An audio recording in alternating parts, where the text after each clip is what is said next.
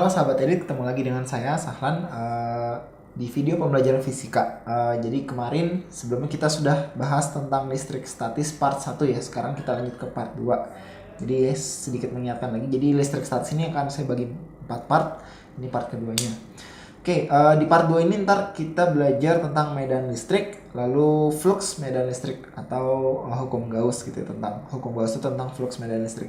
Jadi sebelum masuk ke part 2, saya mau nge-review lagi kemarin ya tentang gaya listrik. Jadi gaya listrik itu rumusnya apa? F ya, F itu gaya sama dengan K, suatu konstanta Coulomb dikali Q1 dikali Q2 per R kuadrat, dimana Q1 nya itu muatannya, Q2 itu muatan yang lain, lalu R12 kuadrat itu jarak antara muatan 1 dan muatan 2 dikuadratkan, dan konstanta Coulomb itu 9 kali 10 pangkat 9 Newton meter kuadrat per Coulomb kuadrat. Oke, jadi sudah siap ya materi tentang medan listrik. Kita mulai. Oke, jadi kita mulai dari medan listrik. Apa sih medan listrik itu gitu? Nah, jadi definisinya medan listrik itu bisa dibaca di sini, daerah di sekitar muatan listrik yang masih dipengaruhi oleh gaya listrik. Jadi kata kuncinya ada dua ya, daerah di sekitar muatan listrik ya, daerah di sekitar muatan listrik yang masih dipengaruhi oleh gaya listrik. Nah, sebelum kita masuk ke berbicara tentang medan. Jadi misalnya di sini ada dua buah muatan, gitu ya, dua buah muatan. Nah, perlu diketahui bahwa yang namanya muatan itu kalau misalnya dia ada dua buah, gitu ya, dia punya interaksi gaya listrik. Nah, muatan positif sebagaimana di Q1 ini itu arah gayanya, garis gayanya nih, yang garis-garis ini saya sebut dengan garis gaya, itu dia ke arah luar. Sedangkan muatan negatif arah garis gayanya ke arah dalam. Nah, kalau kita lihat ya, berarti si positif ini kan tanda panahnya ke sana ya, terus negatif tanda panah ke sana. Berarti ini kan bisa segini nih. Nah, jadi sebenarnya muatan positif itu arah gayanya, arah medan itu dia menuju negatif gitu ya. Kalau saya sambungin shoot gitu ya, ini ke arah sana, sebentar nih, masuk sini ya, ceritanya seperti itu. Nah, daerah di sekitar suatu muatan yang masih dipengaruhi oleh gaya listrik tadi disebut medan listrik. Nah, gimana cara perumusan medannya? Oke, untuk perumusan medan listrik bisa saya tuliskan seperti ini. Nah, misalnya, medan listrik itu E ya. E adalah F itu gaya listrik per Q. Ya, Q ini muatan uji, istilahnya muatan uji. Muatan uji itu apa? Oke, sebentar, tulis dulu ya. Ini rumus awalnya. F-nya F gaya listrik, Q0-nya itu muatan uji. Nah, medan listrik.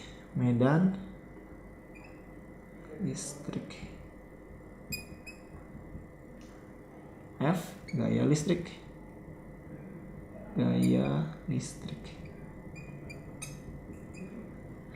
Q0 muatan uji. Muatan uji. Ini satunya Coulomb, satunya Newton. Berarti medan listrik Newton per Coulomb ya. Ya, Newton per Coulomb. Oke. Nah, maksud muatan itu uji itu apa? Contoh seperti ini. Misalnya ini muatan Q1 gitu ya. Nah, muatan ujinya mau saya ambil dari Q2 gitu ya. Berarti saya ambil titik ini sebagai muatan titik uji saya. Berapa sih medan listrik yang dirasakan oleh muatan ini? Gitu ya. Jadi berarti gaya dari sini per Q0 seperti itu ya. Nanti kita coba. Kalau misalnya dari sini juga, berapa sih medan listrik yang dirasakan di titik ini? Di dia nih ceritanya titik ujinya akibat muatan ini. Ya, sama caranya, cuman arah gayanya yang beda. Nah, nanti kalian akan mendapatkan rumusan medan yang baru. Oke, jadi selanjutnya medan listrik itu kan tadi gini, misalnya ada Q1. muatannya ya, muatan 1, muatan 2. Nah, medan listrik adalah daerah di sekitar suatu muatan cuma satu, yang masih dipengaruhi gaya listrik. Gaya listrik itu ya antara muatan yang kita ukur itu dan muatan uji ya. Berarti dari rumus ini kan E sama dengan F per Q ya, Q0 ya, Q0. Nah, kalau kita lihat di sini dua muatan, misalnya saya mau cari berapa sih medan listrik yang dirasakan si Q2 ini gitu. Berarti Q1 yang akan kita ukur. Berapa sih medan listrik yang dirasakan Q2 akibat Q1. Berarti kita lihat gayanya. Gayanya gaya apa? Gaya antara 1 dan 2. Ingat kemarin gimana rumus gaya listrik? Gaya adalah K Q1 ya per Q2 dibagi R12 Q kuadrat dibagi. Nah, Q0 itu muatan uji. Muatan uji itu maksudnya di titik yang akan kita ukur medannya. Ya, Q0 nya ini dia Q2. Itu ya, Q2. Berarti dari rumus ini bisa kita coret ya, habis. Ini habis. Ini habis. Jadinya E sama dengan K dikali Q1 per R12 kuadrat gitu ya. Ini atau biar lebih mudah mungkin jangan R1 kuadrat kali ya, kita hapus deh. Oke, R kuadrat ya, R kuadrat. Nah, jadi medan akibat muatan 1 di titik ini dengan jarak R adalah E1 ada sama dengan K dikali Q1 per R kuadrat karena jaraknya R gitu. Berarti kalau medan 2 gimana, Kak? Dengan cara yang sama kita juga dapat medan di 2 sebenarnya sama aja gitu ya. K dikali Q2 karena akibat muatan 2 ya. Jadi berapa sih medan di sini akibat dia nih? Berarti kan ketarik ke sana seperti itu ya. Bagi R kuadrat juga seperti itu. Ya, bisa saya tulis secara umum ya. E adalah K dikali Q per R kuadrat seperti itu. Ini rumus umumnya. Jadi kelihatan kan ya hubungannya antara medan listrik dan gaya listrik. Ya, gaya listrik ini, medan listrik seperti itu. Mana K itu apa kemarin, Kak? Konstanta Coulomb ya. 9 kali 10 pangkat 9 Newton meter kuadrat per Coulomb kuadrat ya. Q itu muatan yang diukur ya, muatan listrik. Muatan listrik.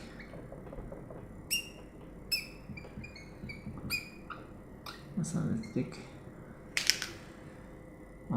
R-nya jarak dari suatu titik ya. Jarak dari suatu titik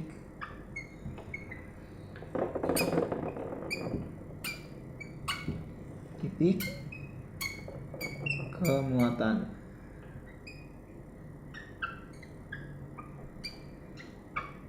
Ya, jarak dari suatu titik ke muatan. Satunya meter. Ya, jadi kalau misalnya teman-teman mau mengukur berapa sih medan di sini, berarti jaraknya dari muatan ini ke sini berapa? Ya, E sama dengan K dikali Q ini per R kuadrat. Kalau mau dari sini juga sama. E sama dengan K dikali Q2 per R kuadrat. Bedanya apa? Bedanya arahnya gitu ya. Kalau dari sini teman-teman akan mendapatkan medan yang ke arah sana gitu ya, ke arah menuju dari luar muatan ke luar gitu ya.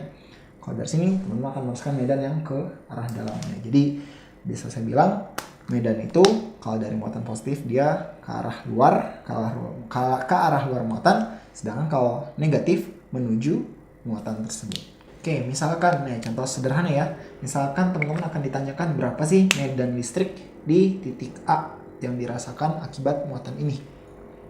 Ya, kita langsung masukin aja rumus tadi. E sama dengan, ya boleh ditulis ya, sama dengan K dikali Q R Q kuadrat, seperti itu ya.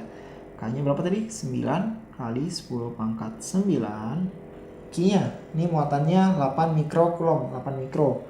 Kalau 8 mikro itu 8 dikali 10 pangkat min 6 gitu ya. Jangan lupa konversi mikro ke kulomnya berapa gitu ya. Per 2 meter. Karena sudah meter jadi nggak usah di otak-atik lagi ya ordernya, pangkatnya. Berarti 2 kuadrat. Ya otak-atik hitung matematisnya jadinya berapa nih? 9 kali 10 pangkat 9, 8 kali 10 pangkat min 6 per 4 ya. Ini habis ya. Ini jadi 2. 9 kali 2 18 ya. 18. 10 pangkat 9 dikali 10 pangkat min 6, 10 pangkat 9 kurang 3 gitu ya. Atau 1,8 kali 10 pangkat berapa tuh? 4 ya. 4 Newton per Coulomb. Ya, contoh sederhananya seperti itu. Oke, oh iya, satu lagi saya mau mengingatkan. Jadi sebagaimana di gaya listrik itu besaran vektor ya.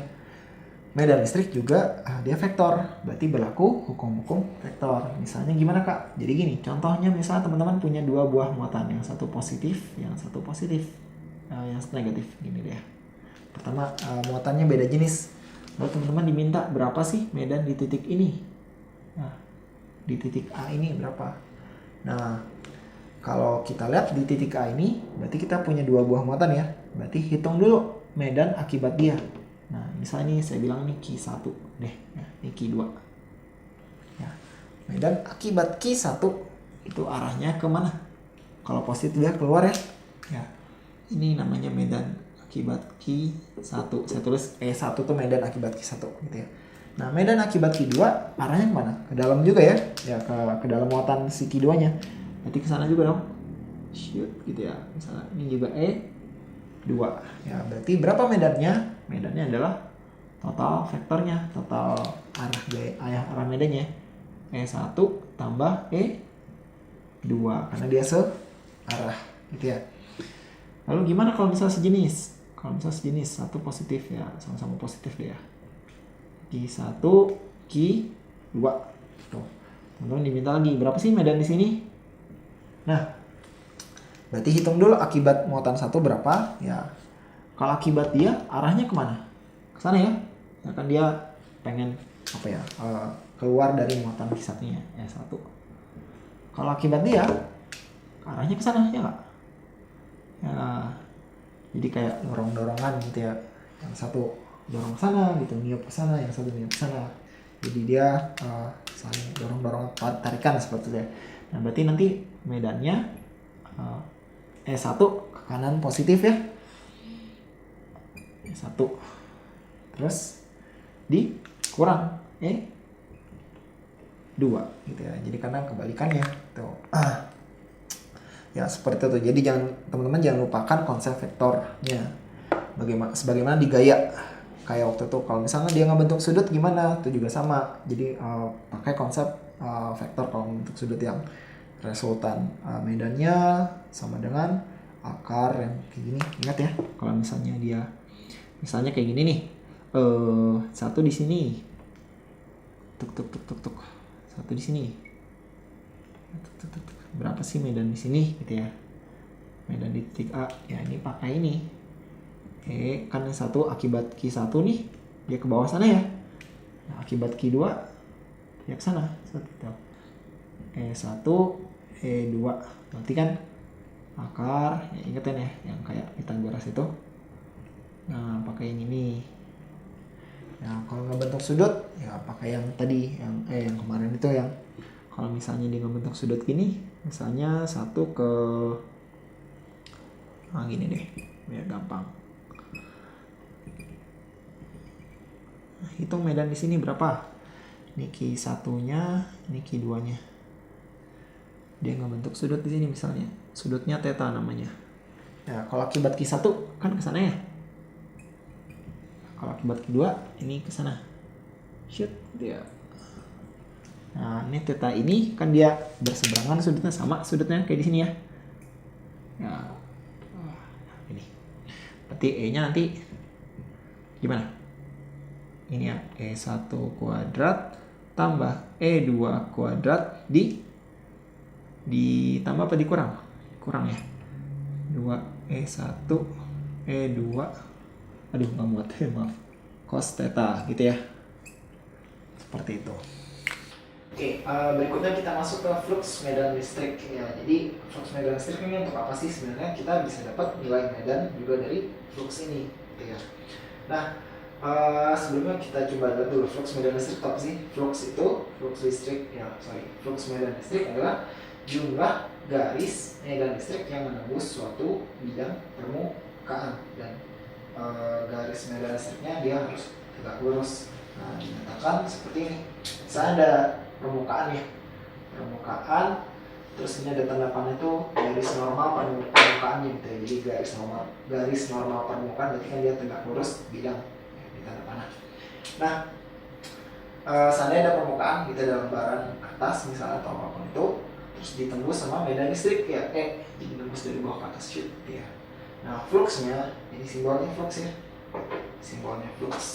fluxnya itu flux medan listriknya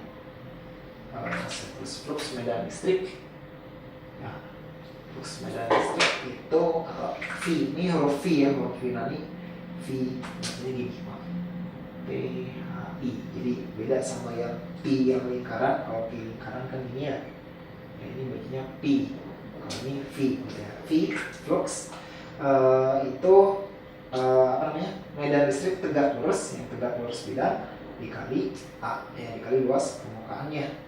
Nah seandainya kalau misalnya medan listriknya miring kak, mau bentuk sudut gitu ya, bisa juga, tapi cari medan listrik yang tegak lurusnya. Seandainya gini ya, medan listriknya kesana tuh miring permukaannya gitu. Nah medan listrik yang tegak lurus bidang kan berarti kalau misalnya dengan bentuk sudut ya, cos theta ya, cos theta. Berarti fluxnya, flux medan listriknya fluxnya adalah cos theta dikali A dikali luas permukaannya. Nah, jadi dari flux ini kita dapat bahwa flux itu sebanding dengan medan listriknya sebanding dengan luas permukaan. Dari sini juga teman-teman bisa otak-atik rumusnya ya. Berarti sebenarnya V per A gitu. Fluxnya per luas permukaannya. Oke, satuannya apa sih? Satuannya flux itu flux medan listrik. Flux medan listrik itu satuan Newton meter persegi ya, per coulomb.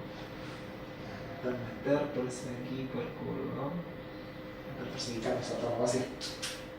Itu terus ya medan listrik seperti biasa kayak tadi. Theta itu sudutnya, sudut ini antara medannya sama tegak lurus bidangnya gitu. Sudut antara E dan tegak lurus bidang,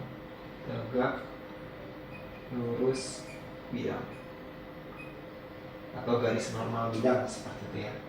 A itu luas permukaan, satunya meter persegi. Seperti itu. Oke, berikutnya kita masuk ke hukum Gauss. Jadi maksudnya gimana hukum Gauss itu? Katanya apa?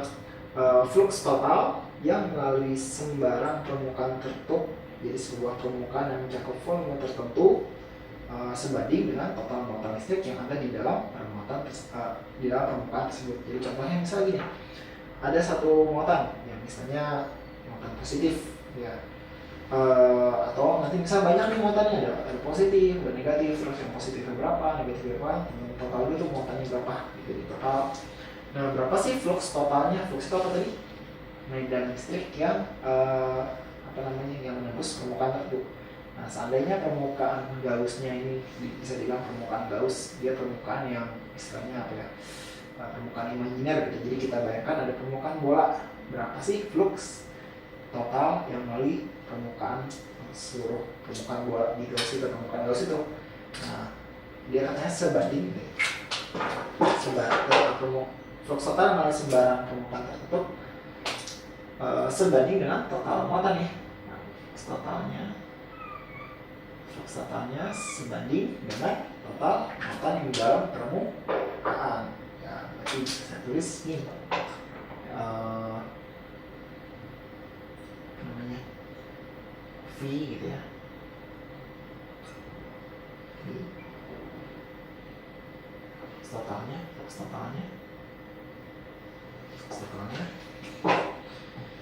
dikali E0 ya, sebuah konstan permitivitas itu ya, ruangan 4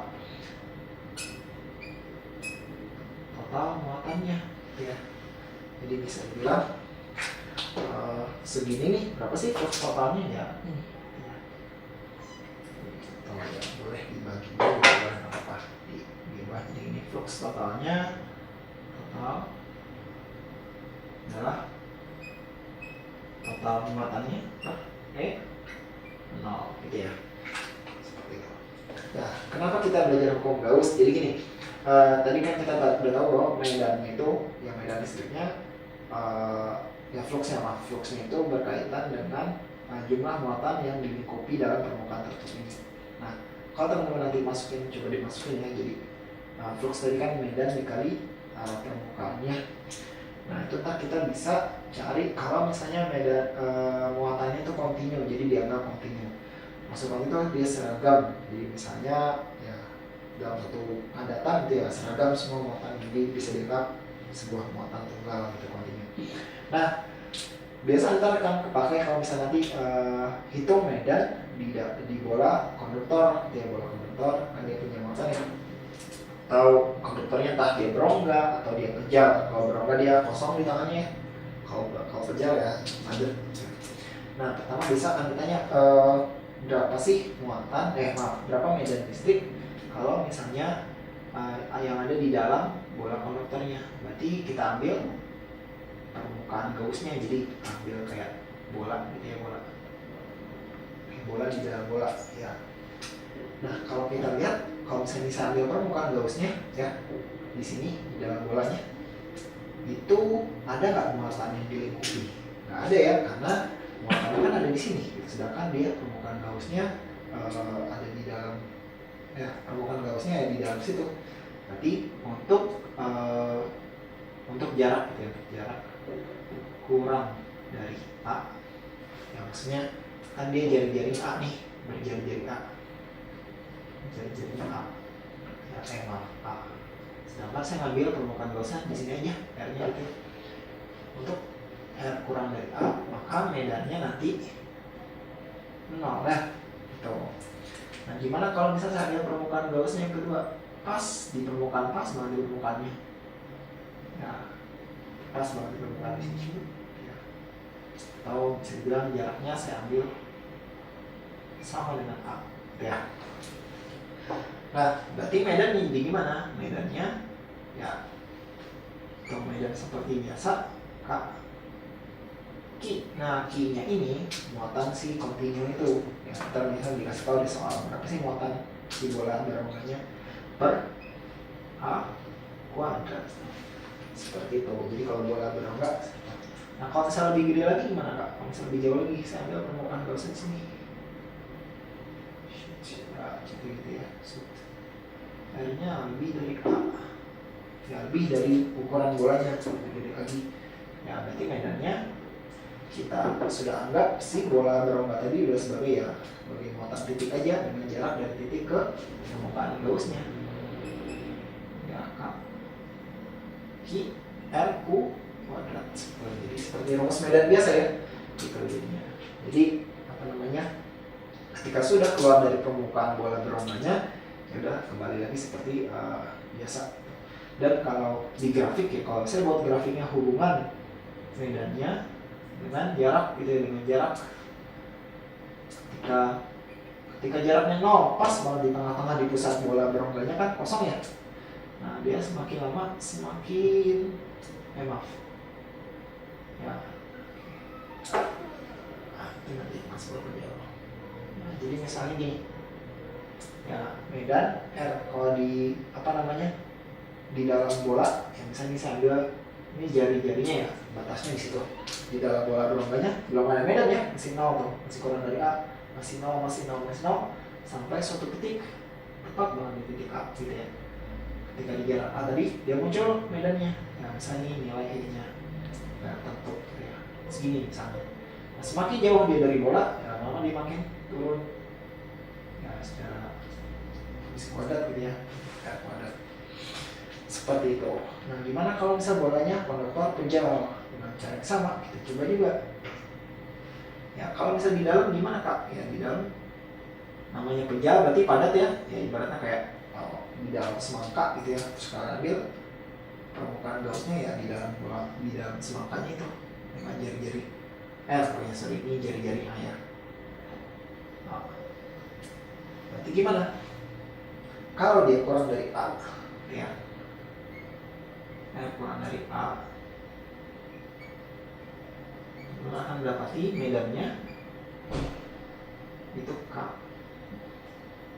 Q dikali R kali R per A pangkat 3. Ini sebenarnya dari mana nih? Dari penurunan. Kalau penurunan masukinnya tadi rumus E A itu ya, E dikali A, terus Q-nya berapa, dan N0 pakai rumus medan dan lain-lain, ketemulah nilai ini. Kenapa A pangkat 3? Kenapa nggak A pangkat 2 kakek yang tadi? Lihat aja, kalau misalnya ini R-nya dimensi jaraknya panjang gitu, berapa sih panjang? Ini A pangkat 3 juga dimensi jaraknya, dimensi ada meternya gitu, meter dicoret meter, ini jadi tinggal A pangkat 2. Kembali lagi ke rumus pertama gitu ya, rumus medan seperti biasanya. Nah, kalau misal pas di A sama kayak tadi, E sama dengan K Q A pangkat 2 ya. Nah, kalau R lebih dari A, E sama dengan K Q R pangkat 2 ya, sama kayak rumus medan biasa.